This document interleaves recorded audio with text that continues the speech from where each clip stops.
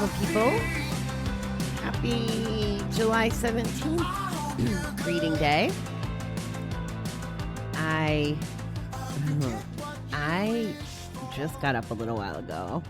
I feel like I'm hungover, like I have a headache, like a hangover. So I'm guessing I did not drink enough water yesterday.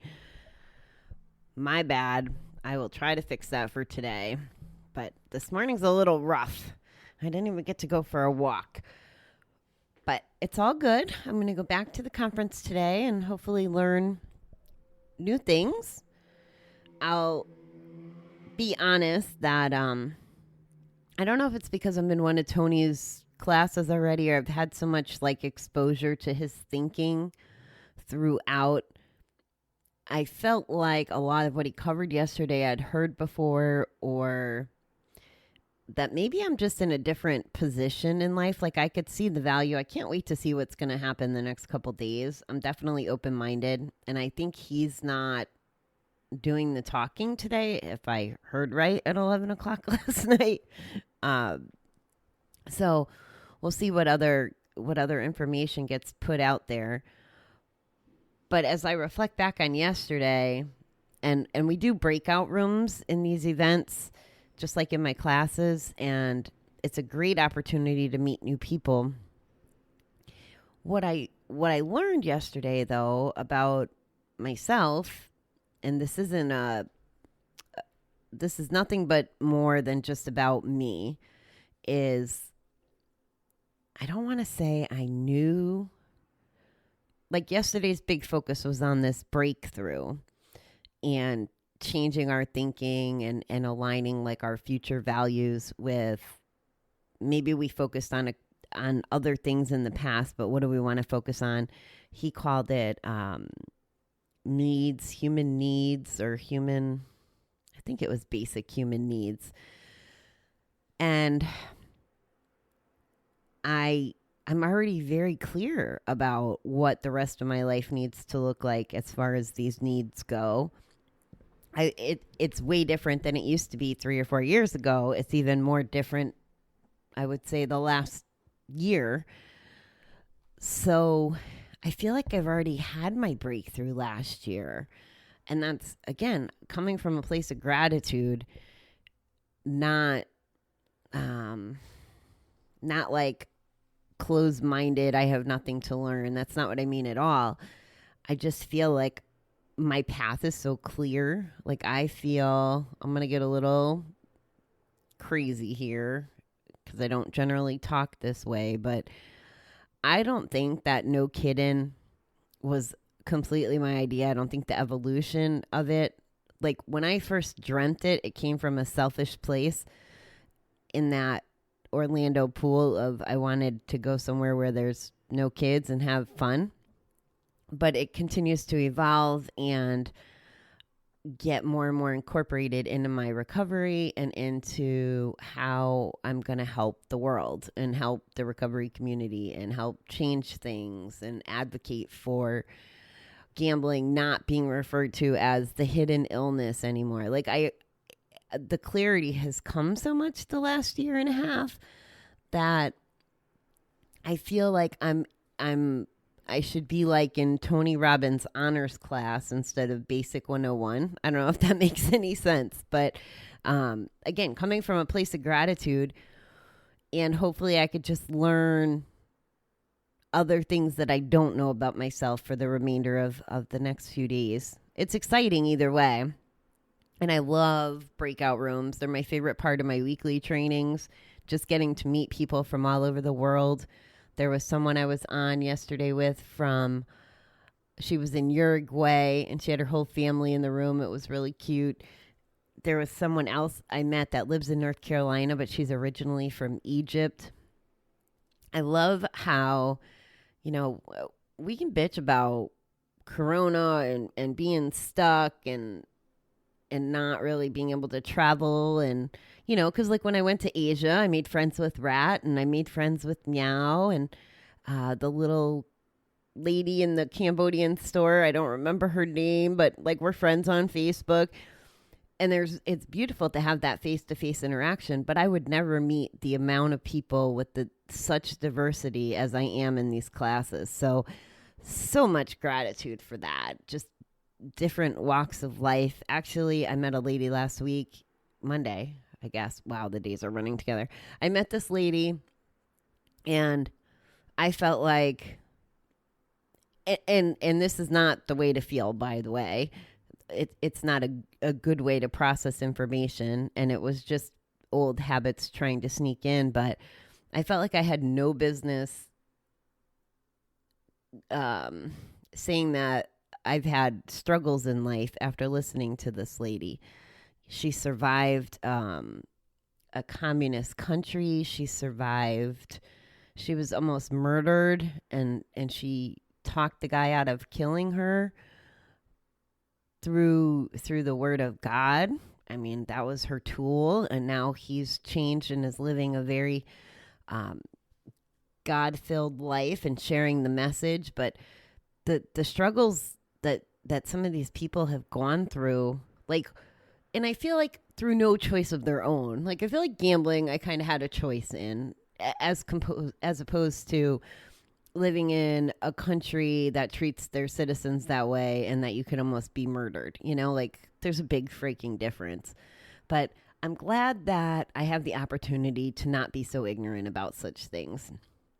So, a lot of gratitude this morning, go figure, and a lot of opportunity for me to grow, just maybe in different ways than what the event is supposed to try to do, I guess. Okay, today's reading. Donald A. Tubesing says, "You alone can get well, but you can't get well alone. Each of us is responsible for our own well-being. We cannot blame anyone else for the progress or lack of it that we may experience in our efforts to change or to work a program of recovery. We alone are responsible. But being the sole owner of responsibility for our lives does not mean we play solo. We take responsibility for our own program of recovery, but link our spirits with others who also know how to recover. I guess I'll just make up letters. It's especially important in early recovery to be with those who know the ropes, who have gained the spiritual peace to help." Wow, sorry. It is especially important in early recovery to be with those who know the ropes, who have gained the spiritual peace we hope to attain. They can guide us, support us, laugh with us, and cry with us, and sometimes be firm with us when we seem to be heading in the wrong way. All 12-step programs use the word "we" in each of the steps. Recovery is not lonely. It happens in a community with others. Today, give me the courage to join those who are in recovery. Help me see others in recovery as friends who know what I've been through and want to help me.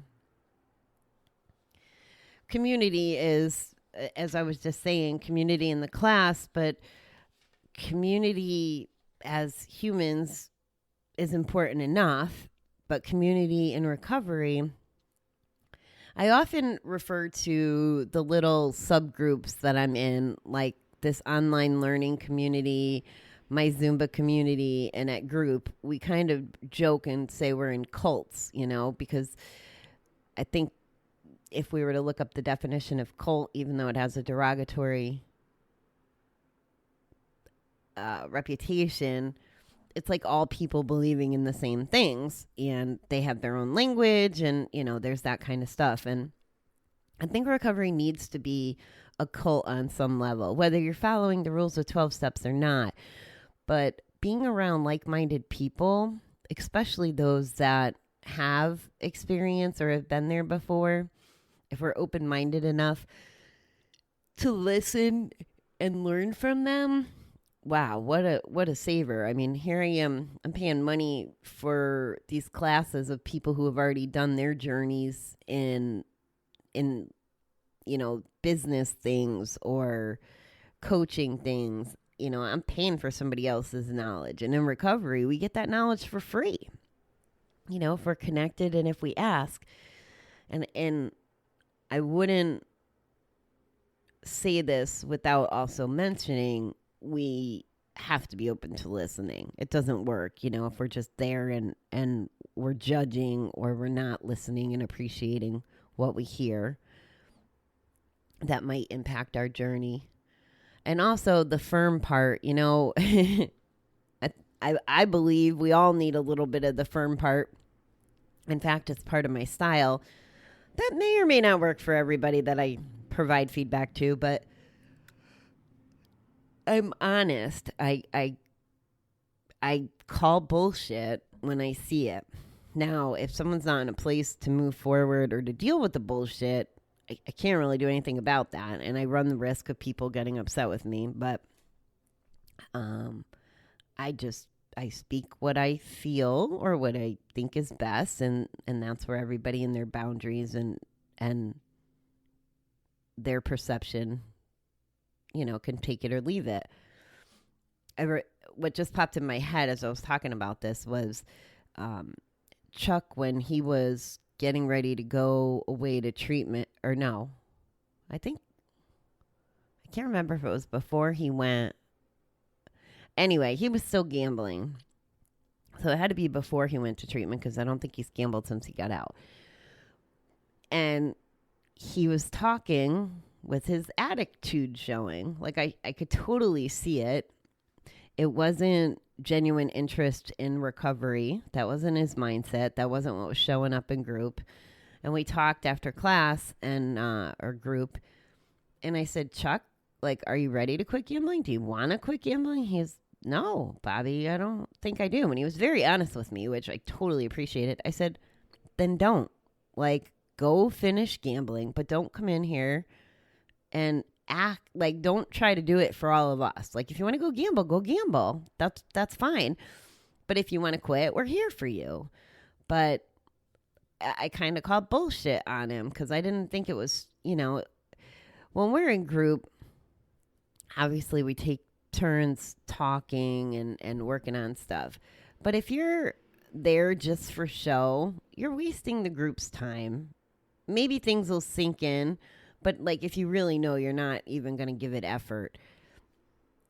If you're someone who doesn't, the light bulb hasn't turned on and you actually have that feeling where I do want to quit, but maybe the addiction's still too strong over you, that's different.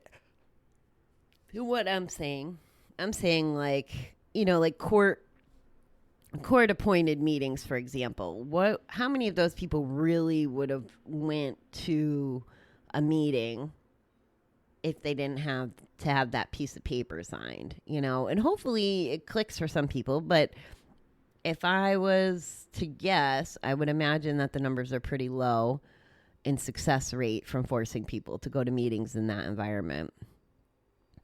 Anyway, I digressed again. What else is new? The moral of the story is community, whether it's 12-step, whether it's maybe you have friends that are ex-gamblers as well, or even there's correlations. There's someone in our family that has a lot of years, I think it might be 12. I feel like it was 10 a couple years ago or more. Anyway, double-digit time in alcohol and Alcohol Anonymous. And he's someone I can go to and talk about recovery stuff, even though mine is gambling and his is alcohol. At the time I was still drinking probably, and I'm still I know my alcohol-free life is better, but I'm still not going to commit to anyone that this is a forever thing. We'll see. I definitely miss it, but I don't know that I miss it enough to put myself at risk. Anyway, still on the fence about all that, but there's correlations just based on the fact that they're addictions, and that's why I keep saying it's an addictude, because how addicts think and behave is different than how non-addicts think and behave. Overall, don't get me wrong, there's people who aren't addicted to things that could still show up with those addictude asshole tendencies. My little opinion here. So I know when I'm acting with attitude, I am an asshole generally. Okay, beautiful people. The show starts in 15 minutes. I'm not even dressed or anything, so I am going to run. I hopefully will be back tonight to fill you in on whatever happens today. And I hope the aspirin kick in. All right. Have a good day, beautiful people. Oh, yeah. TGIF.